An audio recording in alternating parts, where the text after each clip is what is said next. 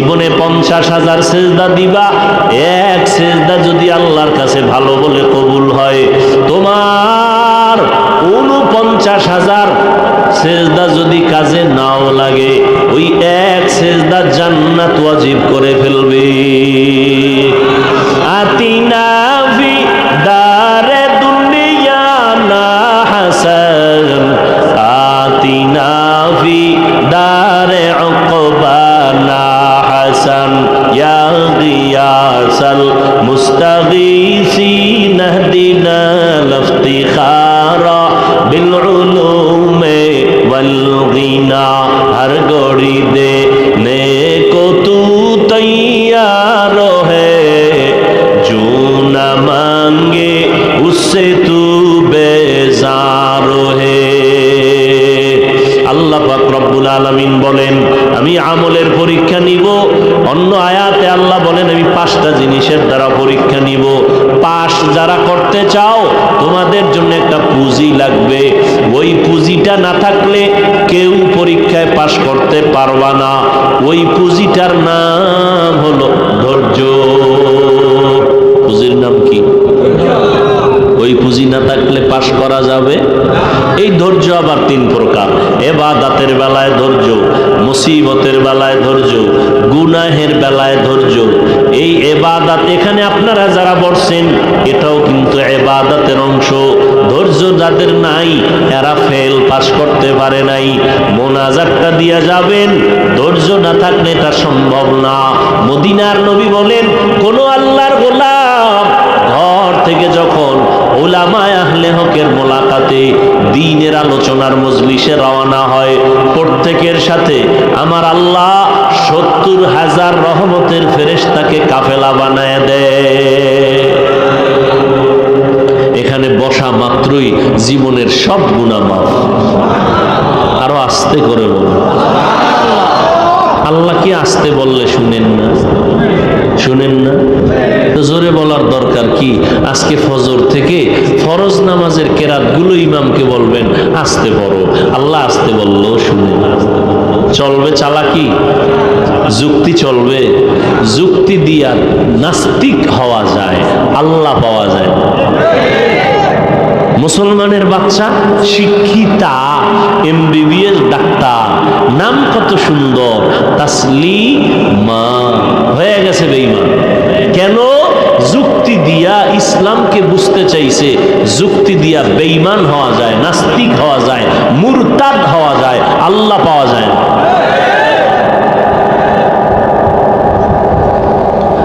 ভাইরা আমার, আল্লাহ 5টা জিনিসের দ্বারা পরীক্ষা নিবেন। এক, ওয়ালানাবলুওয়ান্নাকুম বিশাইইম মিনাল খাউফি ওয়াল জু। 1 নম্বরে হলো ভয়। 4 মাযহাবের 4 ইমামের একজন ইমাম, ইমাম শাফিঈ রাহমাতুল্লাহ আলাইহি, এখানে ভয় দ্বারা বলছেন, এখানে ভয় মানে আল্লাহর পক্ষ থেকে ভয়। ও যুবক, দাড়িটা রাখলে আমার আল্লাহ খুশি, দাড়ি কাটলে তোমার আপনজন আত্মীয় স্বজনরা খুশি। এটাই তোমার ইমানের পরীক্ষা। যদি তুমি দাড়ি রাখো, তোমার আত্মীয় স্বজন বেজার, ম্যাডাম বেজার, শালি দুলাবাই বেজার, বেআইন সাহেব বেআই সাহেব বেজার, আল্লাহ খুশি। আর যদি দাড়ি কাটো, আল্লাহ বেজার, জাহান্নামের আগুন। এটাই তোমার ভয়ের পরীক্ষা। তুমি আল্লাহর ভয়ে দাড়ি রাখবা নাকি তোমার আত্মীয়র ভয়ে দাড়ি কাটবা? এটা তোমার ইমানের পরীক্ষা। পাস করার জন্য লাগবে ধৈর্য। আল্লাহর ভয়। আর একটা ভয় হলো মানুষের পক্ষ থেকে ভয়। ওয়াজ মাহফিল হতে পারবে না, তাহলে আমি আগুন জ্বালায় দেব। মাদ্রাসা হতে দিব না, মসজিদ হতে দিব না। মানুষ এরকম কিছু ভয় দেখায় না? ফিলিস্তিনের জমিনে ইসরায়েলি জালেমদের ভয়। এই জমিনে মুসলমান থাকতে দিবে না।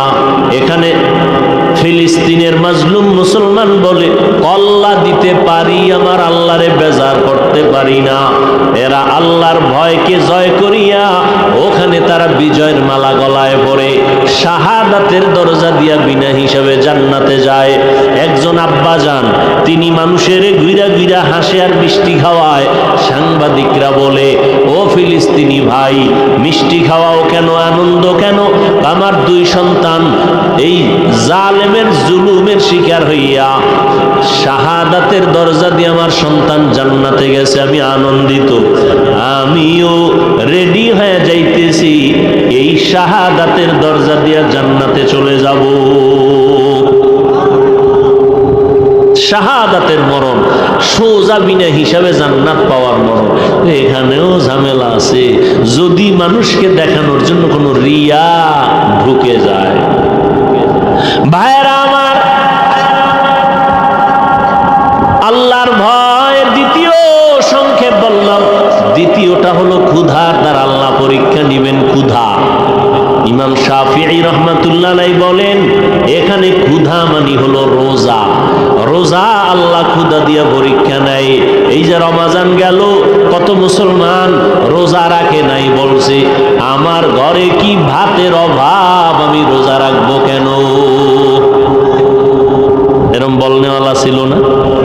রোজা রাখে নাই। আচ্ছা, আমরা কি ভাতের অভাবে রোজা রাখছি? হ্যাঁ, রোজা তো হিন্দুরাও রাখে, খ্রিস্টানদের ধর্মে রোজা আছে, বেঈমান সবাই রোজা রাখে, বৌদ্ধরাও রাখে, খ্রিস্টান ইহুদিরাও রাখে, সব ধর্মে। তবে নাম আলাদা, তাদের সিস্টেম আলাদা। তারা এক কথায় বলে না খাওয়ার সাধনা। আমরা না খাওয়ার সাধনা বলি না, আমরা বলি না খাওয়ার ভেতর থেকে আল্লাহ পাওয়ার সাধনা। কুতিবা আলাইকুমুস সিয়াম কামা কুতিবা আলাল্লাযীনা মিন ক্বাবলিকুম লাআল্লাকুম তাত্তাকুন। ক্ষুধার মাধ্যমে, অর্থাৎ রোজা। ও বান্দা, এই পরীক্ষায় পাশ করো, একটা রোজা ভাঙ্গা তো যাবেই না। আরে রোজা তো শুধু আখিরাতের সওয়াব তাই না, শরীর ঠিক রাখার জন্য রোজা অপরিহার্য একটা ঔষধ। একটা হিন্দু রোজার মাসে একটা লেখা দিছে, একজনে আমাকে দেখাইলো, বিশাল লেখা, রোজা শরীরের কি কি উপকার করে। সারাটা দিন না খাইয়া রোজা রাখছো, তোমার শরীরের মধ্যে যত ব্যাকটেরিয়া আছে সবগুলো মেরে ফেলছে সারাদিন না খাওয়ার কারণে। তোমার এই রোজাটা শরীরকে কন্ট্রোল করে, সুস্থ রাখে। অতএব তুমি সুস্থ যদি থাকতে চাও, রোজা রাখো। এজন্যই পৃথিবীর শ্রেষ্ঠ ডাক্তার, ডাক্তারদের ডাক্তার, মুফাসসিরদের মুফাসসির, মুহাদ্দিসগণের মুহাদ্দিস, সমস্ত মুফতিদের শ্রেষ্ঠ মুফতি রাহমাতুল লিল আলামিন, শুধু রমজান না, প্রত্যেক সোমবার এবং বৃহস্পতিবার সপ্তাহে নবী রোজা রাখতেন। সোমবার আর বৃহস্পতিবার রোজা রাখবেন। একটু কষ্ট হবে, অভ্যাস করে ফেলাইলে দেখবেন শরীর তাজা, রোগ সব কম হবে। 3 নাম্বার পরীক্ষা হলো ওয়ানাকসিম মিনাল আমওয়াল, সম্পদের ঘাটতি। ইমাম শাফিঈ রাহমাতুল্লাহ আলাইহি বলেন, সম্পদের ঘাটতি মানে হলো যাকাত। কিয়ামতের আগে বড় লোকেরা যাকাত দিবে না, যাকাত দেওয়াটাকে জরিমানা মনে করে। অথচ আমি তো চ্যালেঞ্জ দিয়া বলি, আল্লাহর জাতের কসম, এই জমিনে বারবার আমরা ব্যানার দেখি, সাইনবোর্ড দেখি রাস্তার পাশে, দারিদ্র বিমোচন করো, দারিদ্র বিমোচন। আল্লাহর কসম, এই দেশে যতদিন পর্যন্ত পাই টু পাই হিসাব করে যাকাত বড় লোকেরা দিবে না, ততদিন পর্যন্ত দারিদ্র বিমোচন হবে না। আর যাকাত ঠিক মতো দিবে, দারিদ্রতা থাকবেই না ইনশাআল্লাহ। ও ভাই, ধনী বানায় কে? গরিব বানায় কে? এই জন্য আল্লাহ আইন করছে, ধনীরা তো ধনী, গরিবেরও সবল বানাও, যাকাত দিয়া দাও। এটা যাকাতের 100 টাকা 2.5 টাকার মালিক তুমি না, এটা গরিব, গরিবকে দিয়া দাও। ইয়া আইয়ুহান নাস আনতুমুল ফুকারাউ ইলাল্লাহ ওয়াল্লাহু হুয়াল গানিয়্যুল হামিদ।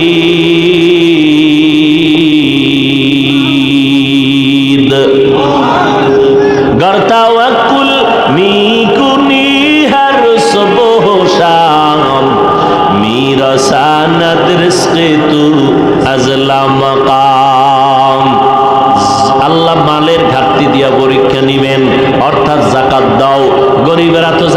দিতে পারবে না।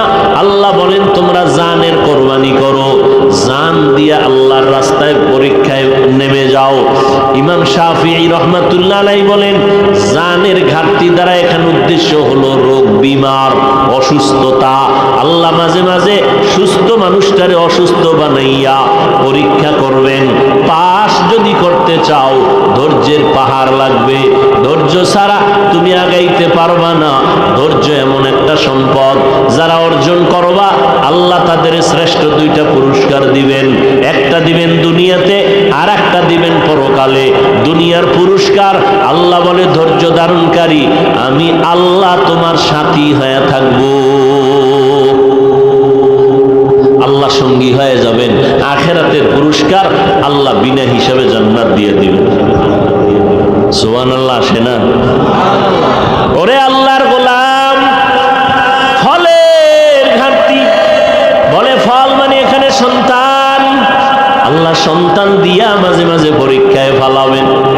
ও পর্দার আড়ালের আম্মা জান, আল্লাহ সন্তান দিছেন বড় নেয়ামত, এটা পরীক্ষা হিসাবে।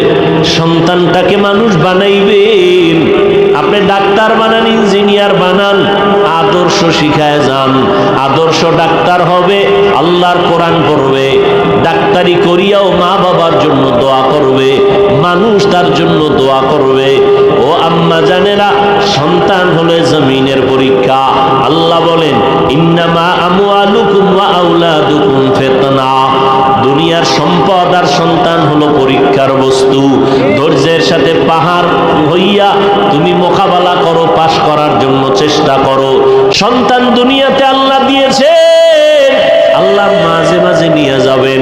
সাহাবী যুদ্ধের ময়দানে গেলেন, ঘরের মধ্যে স্ত্রী আর সন্তান, বাচ্চার কেউ নাই। আল্লাহর বান্দি ঘরে আছেন, যুদ্ধ শেষ করে সাহাবী বাড়িতে রওয়ানা। হঠাৎ এদিকে খবর তার স্ত্রীর সন্তানটা দুনিয়ার থেকে ইন্তেকাল হয়ে গেল, মরে গেল। আল্লাহর বান্দি এতটা ধৈর্য ধারণকারিনী, বাচ্চাটার একটা চাদর দিয়া শোয়া রাখছে, ঘুম পড়তেছে। রাতের বেলা স্বামী আসছে, খানা খাওয়ায় হাসি মুখে, কোনো আওয়াজ নাই। বলে আমার সন্তান কই? আল্লাহর বান্দি বলে সন্তান ঘুমায়। বলে নাই মারা গেছে, যুদ্ধ থেকে আসছে। অন্তরে আবার পেরেশানি জাগবে, এতটুকু চিন্তা একজন স্ত্রী করে। এর ঘরটা জান্নাতের বাগান ছাড়া আর কি। আর আমাদের আম্মা জানেরা হুদা টেলিফোন কইরা স্বামীরে পেরেশানি ভালায়, লাগে না, এরপর একটা পেরেশানি দিয়ে রাখছে। আর ওই আল্লাহর বান্দি সাহাবীর স্ত্রী বলে না সন্তান মারা গেছে, জিজ্ঞেসে কই? কয় ঘুমায়। রাতে খাওয়ায় ঘুম পড়ায় দিছে, স্ত্রীও ঘুমায়, স্বামীও ঘুমায়। ফজরের আজান হয়ে গেছে, নামাজ শেষ। এইবার স্ত্রী কয় স্বামী মনটা ভালো নি আপনার? কয় হ্যাঁ ভালো। একটা কথা বলবো, রাগ করবেন? কয় না তো। এই আল্লাহর বান্দারা, পর্দার আড়ালের মা, শুনো ইতিহাস। আল্লাহর বান্দি কয় আপনার কাছে যদি কেউ টাকা আমানত রাখে, কোনো জিনিস, আপনি রাখবেন নি? হ্যাঁ রাখবো। কাছে সময় মতো যদি চায় দিবেন নি? কয় দিব। দিতে গিয়া মনে কোনো কষ্ট আসবে নি? কয় না, কোনো কষ্ট আসবে না। এবার আল্লাহর বান্দি ডেকে বলে ও স্বামী আমার, আল্লাহ একটা সন্তান দিয়েছিলেন আমাদেরকে আমানত। গতকাল আল্লাহ আমানত নিয়ে গেছেন, সন্তান দুনিয়াতে জিন্দা নাই। আল্লাহ আমানত নিয়ে গেছেন। স্বামী একটা চিৎকার মেরে বেহুশ হইয়া হুশে আসিয়া কয় রে বিবি, আল্লাহর দেওয়া জিনিস নিয়ে গেছেন, কোনো দুঃখ নাই, কোনো কষ্ট নাই। আল্লাহর কাজের উপরে আমি খুশি, আল্লাহর উপরে কোনো প্রশ্ন নাই। কিন্তু আমি আশ্চর্য, আমি একটা পুরুষ মানুষ আর তুমি নারী, তুমি এতটা ধৈর্য কেমনে ধরেছ? আল্লাহ পাক কোরআন শরীফের মধ্যে নারী ধৈর্যের বেলায় যেই সুসংবাদ দিছেন, তুমি সেই সুসংবাদ প্রাপ্তা হয়ে গেছো। আমার অন্তর বলে এই ধৈর্য তোমাকে জান্নাতে নিবে, তবে আমাকে ওয়াদা দাও তুমি জান্নাতে যাইবা, আমাকে নিয়ে যাইবা নি।